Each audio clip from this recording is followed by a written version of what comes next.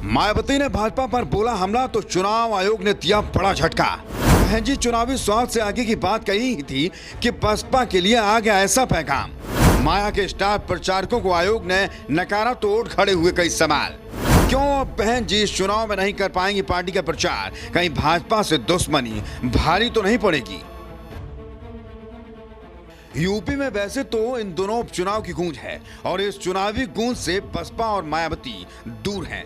इसके बावजूद भी भाजपा के लिए बहन जी ने खतरे की घंटी बजा रखी है। ऐसा कोई मौका भी छोड़ नहीं रही हैं जिससे सत्ता पक्ष को घेरा जा सके और ऐसा ही उन्होंने एक बार फिर किया। एक और उन्होंने भाजपा को घेरा तो दूसरी ओर चुनाव आयोग ने उन्हें बड़ा झटका दे दिया है। आपको बताएंगे कि चुनाव आयोग ने क्या फैसला लिया है और क्यों बसपा के लिए समस्या खड़ी हो गई है। लेकिन पहले ये समझिए कि बहन जी ने भाजपा पर किस तरह से हमला बोला है। बसपा की राष्ट्रीय अध्यक्ष मायावती ने कहा है कि उनकी सरकार में गरीबों के लिए कई योजनाएं लाई गईं, लोगों को रोजगार दिए गए, बुनियादी सुविधाएं वाले पक्के मकान लाखों परिवार को दिए गए। लेकिन पहले सपा और अब भाजपा सरकार में वैसी प्रगति क्यों नहीं हो रही है?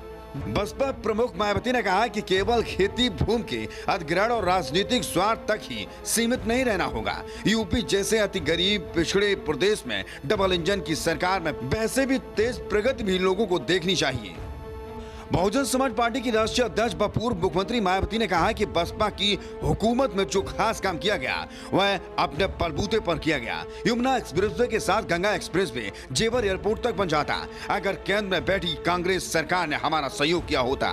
मायावती की इन बातों ने सत्ता के साथ सपा को सोचने पर मजबूर कर दिया है कि आखिर बहन जी जैसा शासन हम क्यों नहीं चला पाए या चला पा रहे हैं। लेकिन इस बीच एक और बड़ी खबर सामने आई है। दिल्ली नगर निगम चुनाव में मायावती स्टार प्रचारक के तौर पर प्रचार नहीं कर पाएंगी।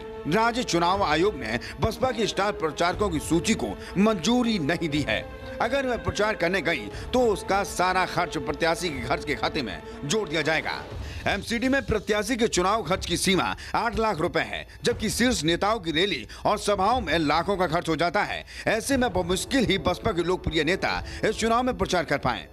नियमानुसार स्टार प्रचारक की सभा का खर्च पार्टी के खर्चे में जुड़ता है और नेता का खर्चा प्रत्याशी के खर्चे के खाते में जुड़ता है। आपको बता दें कि दिल्ली में बसपा 138 सीटों पर चुनाव लड़ रही है। पार्टी ने मायावती समेत 40 नेताओं को स्टार प्रचारक बनाया था और इसकी सूची चुनाव आयोग को दी थी, लेकिन समय सीमा के बाद इसे उपलब्ध कराने का हवाला देकर आयोग ने उसे मंजूर नहीं किया। आयोग के एक वरिष्ठ अधिकारी ने बताया है कि भारतीय निर्वाचन आयोग के दिशा निर्देश के अनुसार अधिसूचना जारी होने के बाद 10 दिन के भीतर राजनीतिक दलों को स्टार प्रचारकों की सूची उपलब्ध करानी होती है।